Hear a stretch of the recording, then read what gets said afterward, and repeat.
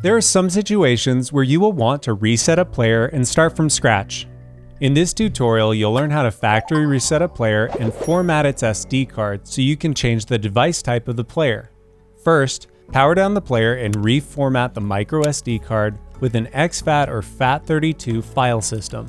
Now, press and hold the service and reset buttons at the same time, then reapply power. You can release the buttons when you see the flashing error light. With the player reset and a blank microSD card inserted, new setup files can be applied to the player. Be aware that if the player is connected to bsn.cloud, it'll automatically attempt to set up the player with the specified setup files, so you may need to apply new setup files before you can reconnect your player. You can also factory reset a player and format its SD card from the Network tab by connecting directly to the player using the Remote Diagnostic Web Server, or the Remote DWS for short. First, press the cog icon next to the player you want to factory reset. Then navigate to the Diagnostic tab. Press the Disable Auto Run button, then press the Format Storage button.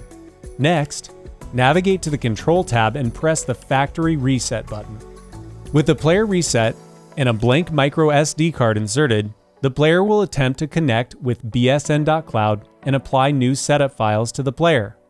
Thanks for watching this tutorial on how to factory reset a player.